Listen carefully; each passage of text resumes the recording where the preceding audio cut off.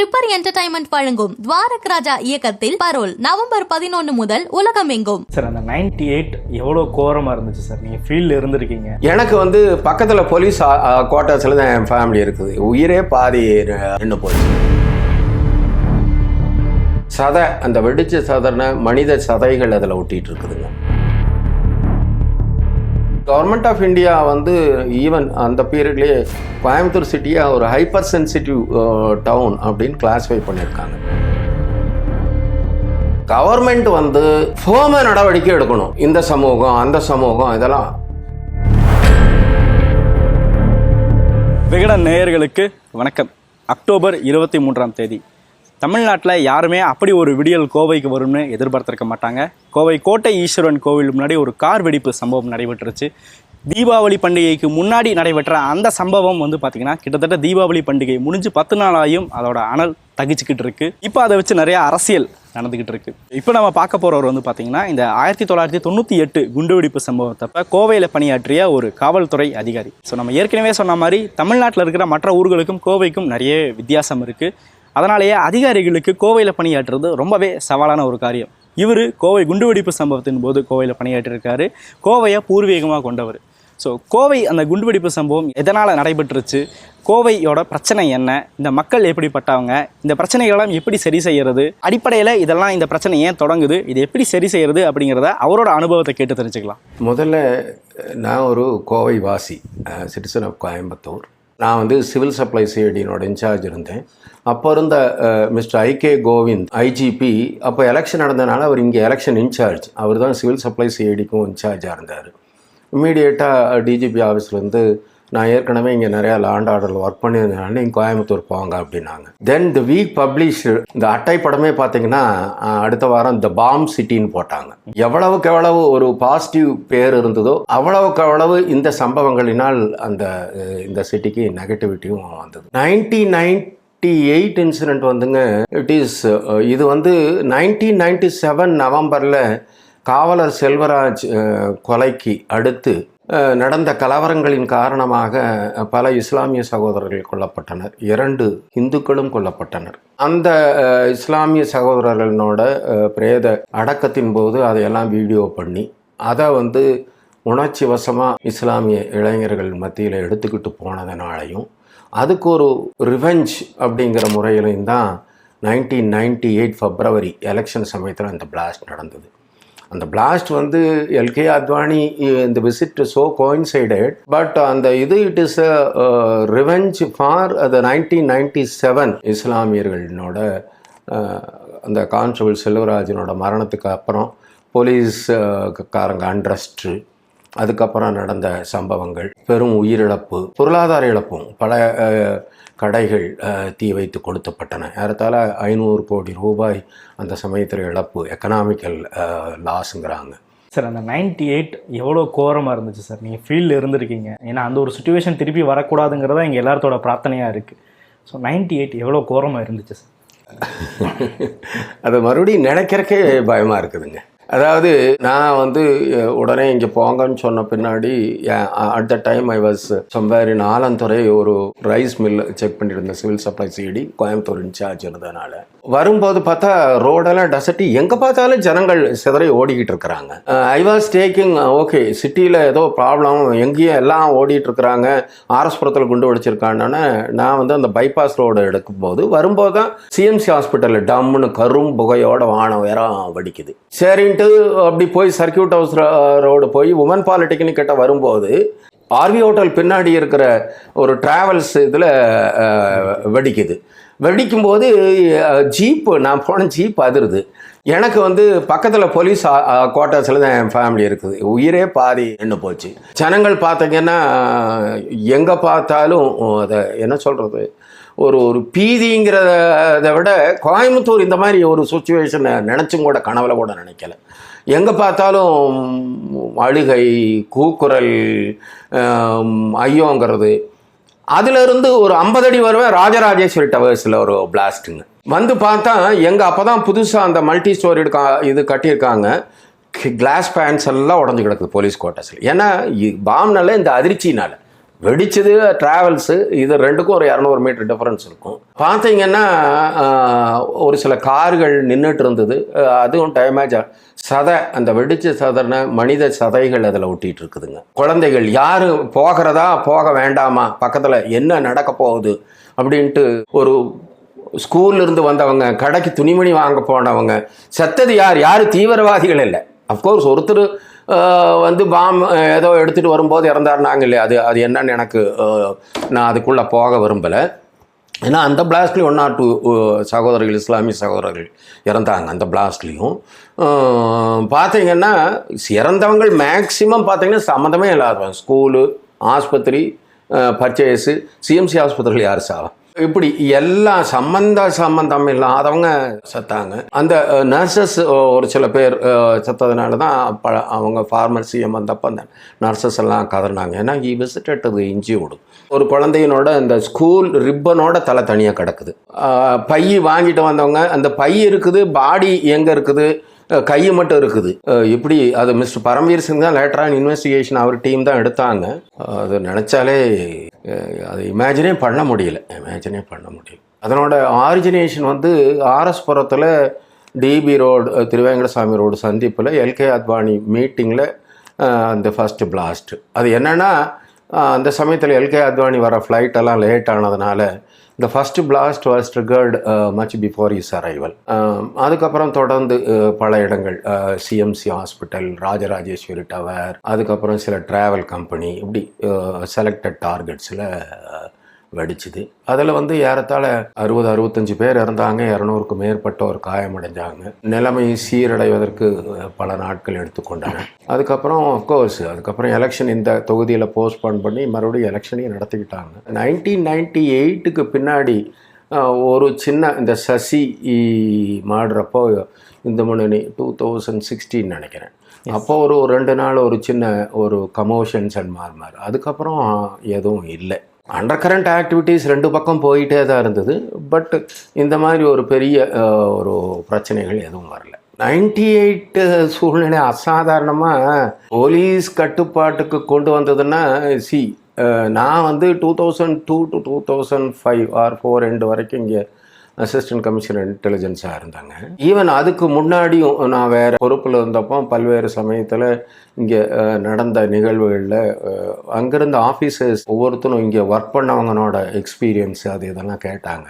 அந்த விஷயத்தில் பார்த்தீங்கன்னா அதுக்கு பின்னாடி போலீஸ் வந்து பெரும்பாலும், நான் அரசியலுக்கு போக விரும்பலைனாலும் அப்போ இருந்த அரசாங்கங்கள் ஓரளவு இந்த கம்யூனல் இஷ்யூஸில் ஃப்ரீ ஹேண்ட் கொடுத்தாங்க. அது நான் நிச்சயமாக சொல்லலாம். லா and order was dealt on law and order perspective. இதுக்கும் பார்த்தீங்கன்னா அந்த சமயத்தில் எதுவுமே இல்லையா அப்படின்னு கேட்டால், அந்த சமயத்தில் இன்னும் இயக்கங்கள்னு பார்த்தா அல்லுமா, தென் இந்து முன்னணி.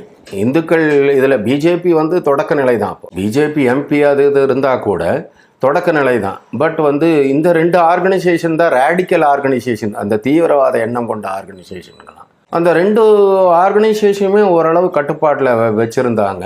உங்களுக்கு அதுக்கு பின்னாடி தான் பாபரி மஸ்ஜித் டெஸ்ட்ரக்ஷன் நடந்தது, அதில் சில இன்சிடென்டெல்லாம் நடந்தது. பட் எல்லாமே நல்ல அதிகாரிகள், Radhakrishna Raja DC law and order, அதே மாதிரி இன்னொருத்தர் நல்ல எஃபெக்டிவான commissioner, they told the problem. Law and order அது இந்துவா முஸ்லீமா, அவன் தப்பு பண்ணால் நடவடிக்கை அப்படிங்கிறத ஃபேமாக பண்ணாங்க. அதே மாதிரி supported by intelligence. Mister Krishnasamy 4 வருஷமாக என்னமோ இன்டெலிஜென்ஸில் இருந்தார். அதனால் ஆக்ஷனபிள் இன்டெலிஜென்ஸ், ஃபேர்ம் ஆக்ஷன்ஸ், இது வந்து அரசியல் அதில் வந்து அதிகமாக தலையிடலை. அதனால் இதை கட்டுப்படுத்த வைக்கப்பட்டது. பொதுவாக கோவையில் ஏன் சார் இப்படி கண்டினியூஸ் ஆகுது? ஏன்னா நம்ம 98க்கு அப்புறம் பெருசாக இன்சிடென்ட் நடக்கலனாலும் நீங்கள் சொன்ன மாதிரி அந்த இந்து முன்னணி செய்தி தொடர்பாளர் சசிகுமார் மர்டர், அதுக்கப்புறமா ஒரு இதாச்சு 2020 வந்து இந்த சிஏஏ அந்த டைம் ஒரு சின்ன அந்த ஒரு முஸ்லீம்ஸ் ப்ரொடெஸ்ட் பண்ணிட்டு இருந்த டைமில் ஒரு நியர்லி ஒரு 10 days பக்கம் ஒரு சின்ன ஒரு டென்ஷனான சுச்சுவேஷன் இருந்தது. ஈவன் லாஸ்ட் செப்டம்பர் மந்தில் கூட நம்ம இந்த பிஎஃப்ஐ பேன் பண்ணப்போ கூட கோயம்புத்தூரில் அந்த பெட்ரோல் குண்டு வீச்சு அடுத்தடுத்து கொஞ்சம் டென்ஷனான சுச்சுவேஷன் வந்துச்சு. ஒய் கோயம்புத்தூரில் இது ரிப்பீட்டிவாக நடக்குது? ஃபர்ஸ்ட் ஆஃப் ஆல் இந்த ஜெனசிஸ் அப்படின்னு சொன்னாங்க. இட் ஆல் ஸ்டார்டட், நம்ம 1919 சொன்ன மாதிரி ஃபஸ்ட்டு ஒரு ஆட்டோ டிரைவர் கையை வெட்டினாங்க. அதுக்கடுத்தது Kumaran market centre of episode. அங்கே வந்து ஒரு வியாபார விரோதங்கள், அது கம்யூனல் கலராக 2 குரூப் 2 இயக்கங்களை சார்ந்து அதுக்கப்புறம் அது வளர்ந்ததுங்க. அதுக்கப்புறம் திருக்கோயிலூர் சுந்தரம் அவர் எங்கேயோ திண்டுக்கல்ல மதுரையில் பேசின பேச்சுக்களுக்கு ஈ வாஸ் அட்டாக்டு இன் ஆர்எஸ்புரம் லிமிட்ஸுங்க. அது பின்னாடி அப்படியே தொடர்ந்துக்கிட்டே இருந்தது. இதுக்கு முக்கிய காரணம் அப்படின்னு என்னை பொறுத்த வரைக்கும் கோயம்புத்தூர் வந்து தொழில் ரீதியாக ஒரு வளர்ந்த அப்படின்னு சொல்ல கூட முடியாது, அபரிவிதமான வளர்ந்துட்டு இருக்கிறது. சென்னை வந்து கேபிட்டல் சிட்டியை ஒழிய, பட் வந்து உங்களுக்கு இந்த கொங்கு பெல்ட், குறிப்பாக சென்னை, ஈரோடு, கோயம்புத்தூர், இது பழைய கோயம்புத்தூர் மாவட்டம். இங்கிருந்து ஏறத்தாழ 45% டைரக்ட் ஆக்சஸ் இன்டைரக்ட் ஆக்சஸ் போகுதுங்க. அந்த அளவுக்கு கோயம்புத்தூர் வளர்ந்த நகரம். அதனால் இது வந்து பல பேர் கண்ணை, ஈவன் அந்நிய சக்திகளோட கண்ணை கூட உறுத்துது. நீங்கள் பார்த்தீங்கன்னா பாம் பிளாஸ்டெல்லாம் எங்கே நடக்குதுன்னு பார்த்தீங்கன்னா பெங்களூரில் நடக்கும், சென்னையில் நடக்கும், கோயம்புத்தூரில் நடக்கும். அது ஏதோ ஒரு பொள்ளாச்சிலேயோ இல்லை இனி ஏதாச்சும் கடலூர்லேயோ விழுப்புரத்துலேயோ நடக்கிறது இல்லை. ஏன்னா இந்த நாடு முன்னேறக்கூடாது, இந்த நாடில் நிம்மதி இருக்கக்கூடாது அப்படின்னு பல்வேறு சக்திகள் அவங்க வந்து இங்கே இருக்கிற இளைஞர்களை ரேடிக்கலைஸ் பண்ணுறாங்க. அது அல்லாமல் மிகப்பெரிய காரணம் வந்து பார்டரிங் கேரளாவில் நடக்கிற ஒவ்வொரு சம்பவங்களும் பார்த்தீங்கன்னா, Kerala politically because of the political compulsion அங்கே வந்து ஒரு குறிப்பிட்ட சமுதாயத்தினர் மிக அதிகமாக இருக்கிறதுனால அந்த சமுதாயத்தினரை அந்த அரசாங்கங்கள் தட்டி கொடுத்து அவங்களோட ப்ளீஸிங்லேயே இருக்கிறதுனால அங்கே எதையுமே கேட்க முடியறதில்லை. அங்கே பார்த்தீங்கன்னா அடிக்கொருக்கா உங்களுக்கு இந்த பக்கம் மாடு நடக்கும், அந்த பக்கம் CPM versus RSS, RSS versus Islam, இப்படி பல்வேறு வயலன்ஸ் நடக்கிறதுனால அந்த இன்ஃபெக்ஷன் வந்து இங்கேயும் பரவுச்சு. அப்படி தான் நான் சொல்ல முடியும். அதுக்கு நிறைய காரணங்கள் சொல்லலாம். அந்த இன்ஃபெக்ஷன் அது இங்கேயும் பரவுச்சு. ஓகே, அதை வச்சு சில அரசியல் கட்சிகள் சரி தங்கள் கட்சிகளை வளர்த்திக்கலாம் அப்படின்னு அவங்களும் முயற்சி பண்ணாங்க. பட் அதுக்கு பின்னாடி பார்த்தீங்கன்னா 1998 கோகுலகிருஷ்ணன் கமிஷன் ஒன்றும் ஒரு கமிஷன் போட்டாங்க. இதெல்லாம் எதனால் இந்த ரைட் நடந்தது, இது எப்படி ப்ரிவெண்ட் பண்ணுறது அப்படின்னு. அந்த ரிப்போர்ட்டெல்லாம் நான் கம்ப்ளீட்டாக த்ரெட்பேராக படித்து பார்த்தோம். என்ன அப்படின்னாங்க, இது கவர்மெண்ட் ஆஃப் இந்தியா வந்து ஈவன் அந்த பீரியட்லேயே கோயம்புத்தூர் சிட்டியை ஒரு ஹைப்பர் சென்சிட்டிவ் டவுன் அப்படின்னு கிளாஸிஃபை பண்ணியிருக்காங்க. எத்தனை அதிகாரிகளுக்கு அது தெரியாது, எத்தனை அதிகாரிகள் கோகுலகிருஷ்ணன் கமிஷன் ரிப்போர்ட்டை படித்தாங்கன்னு எனக்கு தெரியாது. But proximity to Kerala and huge development, radicalization of both, 2 சமுதாயத்தவங்க, ஒருத்தன் அரசியலுக்கு இன்னொருத்தன் இந்த டெவலப்மெண்ட்டை ஸ்டால் பண்ணுறக்கு, இப்படி வந்து பேசிக்கலி கோயம்புத்தூர் மண்ணில் பிறந்தவர்கள், இந்த காற்றை சுவாசித்தவர்கள், இந்த தண்ணீரை குடித்தவர்கள் அமைதியான மக்கள் தான், அது எந்த மக்களாக இருந்தாலும். ஆனால் இந்த எக்ஸ்ட்ரீனியஸ் ஃபோர்ஸ் அதுதான் it played a vital role. இது போன்ற ஒரு தருணத்தில் அரசாங்கம் என்னெல்லாம் பண்ணக்கூடாது, என்ன நடவடிக்கைகள் பண்ணணும்? அரசாங்கம் வந்துங்க முதல்ல பண்ணக்கூடாதுன்னு அரசாங்கமும் அரசியல் கட்சிகளும் இந்த கம்யூனல் ப்ராப்ளத்தை முதல்ல பொலிட்டிக்கலைஸ் பண்ணலாம் அப்படின்னு பொலிட்டிக்கலைஸ் பண்ணக்கூடாது. நீங்கள் அப்படின்னா கேட்கலாம், நாங்கள் வந்து கேட்கவே கூடாதா, நாங்கள் சஜஷனே சொல்லக்கூடாதா, அல்லது ஒரு எதிர்க்கட்சி சொல்லும்போது நாங்கள் பதில் சொல்லக்கூடாதா அப்படின்ட்டுங்க. இது தேவையில்லாத விளம்பரங்கள். அதுவும் இன்றைக்கி சோஷியல் மீடியாவெல்லாம் வந்து ரேப்பிட் ஸ்ப்ரெட் ஆஃப் சோஷியல் மீடியாலாம் வந்த பின்னாடி ஒவ்வொருத்தரும் அவன் இஷ்டத்துக்கு போஸ்டிங் போடுறான். நான் பார்த்துக்கிட்டு தான் இருக்கிறேன். யாரும் வந்து இல்லை இளைஞர்கள் நல்லவங்க, அவங்கள நம்ம நல்வழிப்படுத்தணும், அது இஸ்லாமிய இளைஞராகட்டும் இந்து இளைஞராகட்டும் நல்வழிப்படுத்தணும், இல்லை இப்படி பண்ணணும், அப்படி யாரும் போடுறதில்ல. அவர் அப்படி சொன்னார், இவர் இப்படி சொன்னார், இது எப்படியெல்லாம் முதல்ல டீசல் ஊற்றினா, அப்புறம் பெட்ரோல் ஊற்றினா, அப்புறம் ஏவியேஷன் பெட்ரோல் ஊற்றினா, அப்புறம் பாஸ்பரஸ் போடுறோம். அப்படி தான் போயிட்டு இருந்தது ஒழிய, இது வந்து first the politicization of the issue should be stopped. And the government இப்போ வந்து நான் வந்து I was very much present when Kalaignar visited CMC hospital. நான் அப்போ ஸ்பெஷல் டியூட்டியில் இங்கே இருக்கேன். அவர் வந்து எக்ஸிஎம் வந்து ஈ வாஸ் வீப்பிங். இந்த நர்சஸ் அவங்கெல்லாம் பாடிகளையெல்லாம் பார்த்த பின்னாடி நான் அதிலிருந்து நானும் ஏசிஐஎஸ்ஸாக இருக்கும்போதெல்லாம் சொல்கிறது என்னென்னா, இனியொரு சூழ்நிலை இந்த மாதிரி இந்த ஊருக்கு வரவே கூடாது. இறந்தவர்கள் யாராக இருந்தாலும் அவர்கள் கோவை மக்கள், இப்படி வரக்கூடாது அப்படின்னு. இப்போ நான் சொல்கிறது என்னென்னா, கவர்மெண்ட் வந்து ஃபோம நடவடிக்கை எடுக்கணும். இதில் வந்து இந்த சமூகம் அந்த சமூகம் இதெல்லாம் ப்ராப்ளம் என்ன மாதிரி you allow the police officers to take firm action according to law. You make the officers. If an officer don't act, throw them out. Senior officer இங்கே வர்ற ஆஃபீஸர்ஸ் எல்லாம் சென்சிட்டைஸ் பண்ணணும்.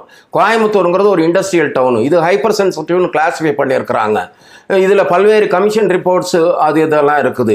இதில் வந்து நிறைய அண்டர் கரண்ட் ஓடிட்டு இருக்குது. இங்கே வந்து கோயம்புத்தூரில் ஒன்றும் இல்லைன்னா அடுத்த 10 நிமிஷத்தில் பார்டர்லேருந்து இங்கே ஒன்று வந்துடும்.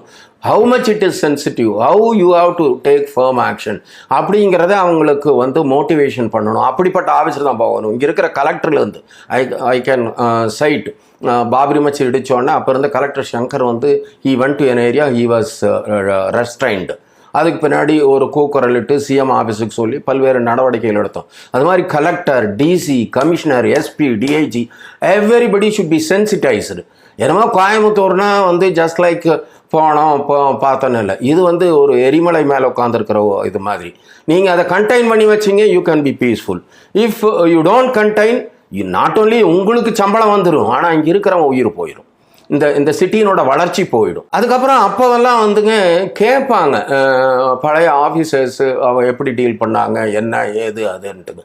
இப்போது அந்த மாதிரி ஒரு சூழ்நிலை இல்லை அப்படின்னு நான் நினைக்கிறேன். ஏன் அப்படின்னா எக்ஸ்பீரியன்ஸ் ஆல்வேஸ் கவுண்ட்ஸ் ஃபார் இல்லைங்களா. அதனால் மோட்டிவேட் பண்ணணும், அவங்கள சென்சிட்டைஸ் பண்ணணும் ஆஃபீஸர்ஸை. ஒரு ப்ராப்ளம்னா law and order means immediate. ஒரு ப்ராப்ளம் அப்படின்னா அந்த ப்ராப்ளத்தை இமீடியட் அட்டன் பண்ணுறது. Why this problem came, what is the root of the problem அப்படின்னு போகணும். ஒரு தகராறுனா சார் போனேன் ஓடிட்டாங்க, யார் தகராறு பண்ணால், எதனால தகராறு பண்ணால், எங்கே இருக்கிறாங்க, என்ன ஏது அப்படிங்கிற அடித்தளத்துக்கு போனாங்கன்னா இந்த ப்ராப்ளங்கள்லாம் கட்டை பண்ண முடியும். ட்ரிப்பர் என்டர்டைன்மெண்ட் வழங்கும் துவாரக் ராஜா இயக்கத்தில் பரோல் நவம்பர் 11 முதல் உங்கள் அபிமான திரையரங்குகளில்.